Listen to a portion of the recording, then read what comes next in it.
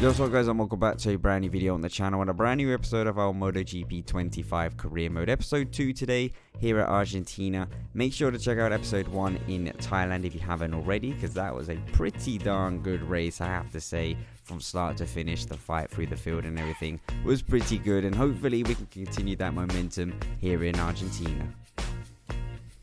Welcome to Turnmaster Rio Hondo MotoGP fans. We are live from Argentina for the South American round of MotoGP. In a few moments, we'll move to the main straight to watch the start of the Moto3 race. Right, here we go then for round 2 in Argentina. We have nice sunny conditions, 25 air temperature, 36 track. So nice and hot here in Argentina, pretty much expected in the old South America, but luckily for us, not having to deal with any rain once again. It is definitely from the practice that we got in Thailand, something that we're not wanting throughout this season. But as you can see, Piqueras is on pole position for the MSI bike, first pole for him. So we've had 2 different pole sitters then in the first Grand Prix. We've had Munoz obviously in Thailand, Piqueras here. We got Raider in at second on the KTM. And then I'm not actually too sure who's in third, because I wasn't actually looking. But here we go, Valentin Peroni. It always seems to be a random, like a surprise guest, the third rider that comes up on these little cinematic intros. It's always a random Donny, the third one. But there we go then, Peroni. Big up him. So let's see what he can do throughout the race, if we can keep up with him. But as you can see, we're going from 8th. Wasn't too bad, the quali. There wasn't any, specific mistakes or, anything like this. I felt like the lap was pretty decent, but yeah, it's got us P8 on the grid. Medium for this one, because I feel like the tyre wear is going to be, pretty substantial around here with some of the corners and stuff. So see how this one goes. Angel Piqueras then on pole position, Raider second. So we've got Forsato in third. And here we go then. 5 red lights are on. And 5 red lights around, and away we go. Looks like we've got a little bit of a better launch this time compared to Thailand. And we've got Piqueras getting a pretty good start though. Or Reid has got the inside line and is going to send it up the inside of Piqueras, whose pole position hasn't lasted all that long. And he is, in fact, he's dropped behind for Rosato here, and maybe even going to lose a position to Petele, although that doesn't look like it's going to be the case. We've made a good little start again. For us, we've gone around the outside of a couple bikes, so up the inside, into turn 1, round the outside, turn 2.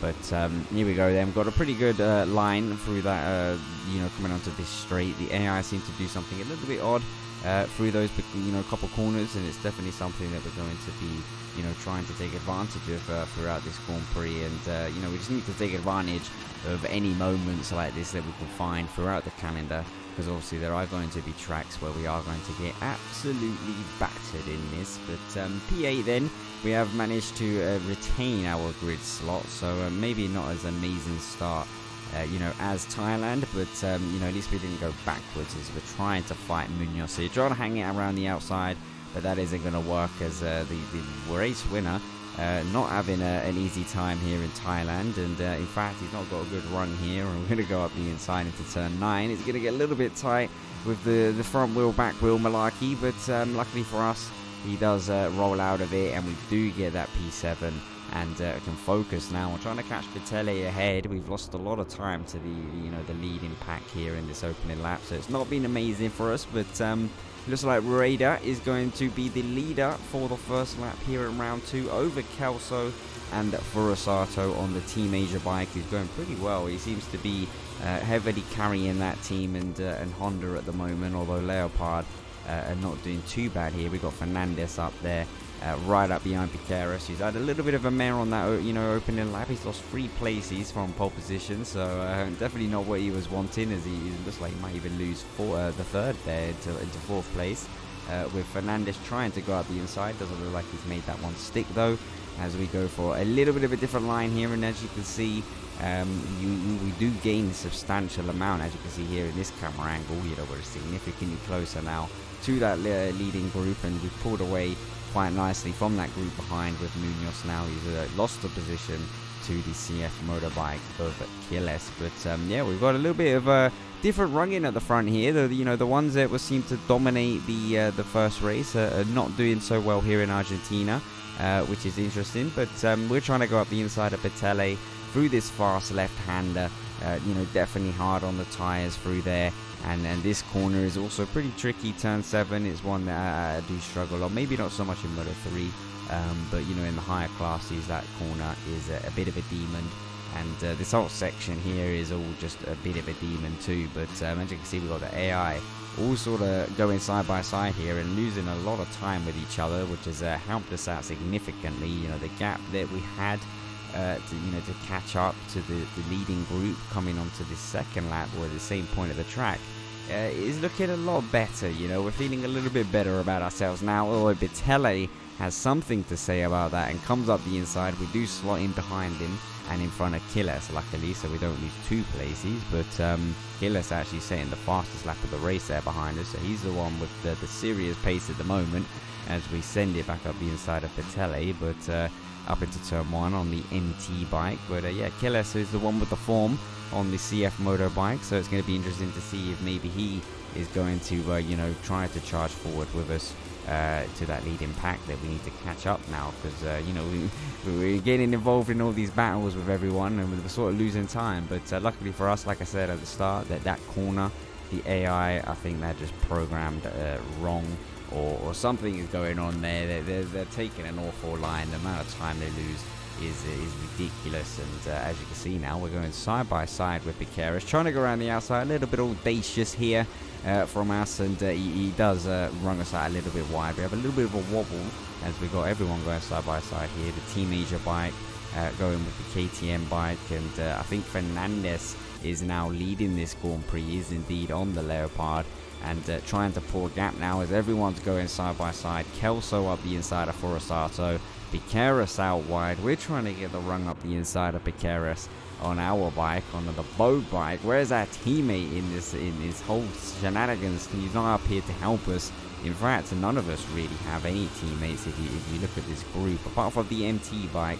All the rest of us, we're just one man in it right now. But look at this, we've got a really good run as all the AI pushed each other out wide and lost some momentum there. But now we're the ones on the outside and probably gonna lose the momentum ourselves, and it is the case as everyone comes up the inside, barring Piqueras, as we have a massive moment there and go onto the curb. Munoz takes advantage of the situation and slots himself up into 5th place. He's a little bit moody at the moment, seemingly with his team or with me, whatever the situation is there, as we're trying to get back up the inside now of the race 1 winner and championship leader, obviously, because we've only done 1 race. But up the inside into turn 2, getting the switch back there, and as we go into this nice helicam, you're going to get a good glimpse at this. Look at that, look at the amount of time that we pull out on that Dynavolt, and we get into the slipstream of Forsato. It is a little bit ridiculous and a little bit unfortunate. I don't know why the AI are doing that. These are supposedly very intelligent AI, but they don't seem to be all that wise on certain corners at certain tracks. But here we go, they're leveling, well, not leveling, we broke a little bit later, or significantly later there than Forsato, and managed to run him out wide. Kelso is trying to get up the inside of Rueda, and looks like he's managed to do that. And Fernandez here, he's had a good lap. He's had an interrupted lap, and it's enough there to you'd probably say he's got a gap there.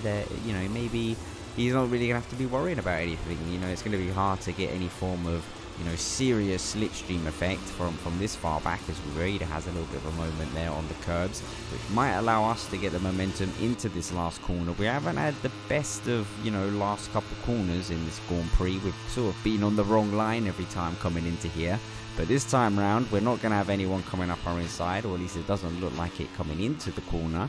And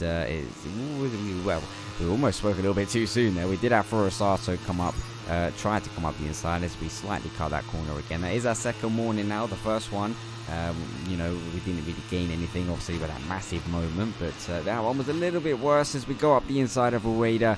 A little bit of a late move, and Kelso out quite wide too as we drift across these nose, and we're going to lose the momentum there to the KTM bike. That's sort of done a switch back on both of us as we get up the inside of Kelso. It looks like Forsato is going to try come up the inside. We're going to try and line up this switchback on Rueda with their dodgy line, but as you can see, it's not actually paid off all that much, considering the amount of time we do gain through there. every other lap, but on this final lap it's not actually been all that great, and it's going to be a horsepower battle down the straight between the two KTMs. We're going to literally just swing in from the outside, zero care in the world, and it could have gone wrong in so many ways, but we went for it anyway. Furusato moves himself into third. He's made a little bit of contact with us though, and Raiders managed to sort of slot himself up the inside. Kelso banged him also, so we've got contact going left, right, centre here as we run very wide into turn 7 there. Kelso comes up the inside of both of us. Fernandez is loving life right now, out in the lead, interrupted, surely going to take the win, barring a crash here as we come round the outside of Kelso into this tricky little flip-floppy section as Raiders trying to get the line and the momentum. Is he going to get that switch back on Kelso? It was a little bit tighter through that fast corner. Doesn't look like it's going to really work for him here. He's going to be on the outside, which is probably not going to be all that favourable for him, and Furusato might even have a little glimpse at trying to get out the inside there, but it looks like he might be just a little bit too far back. But it is going to be Fernandez then that takes the race win here at Argentina for the Leopard team, the first win for Honda. We managed to get back-to-back second places, and Kelso manages to hold on. Or actually, how has he managed to do that? Kelso has come through to third then, so it's not even Rueda or Furusato.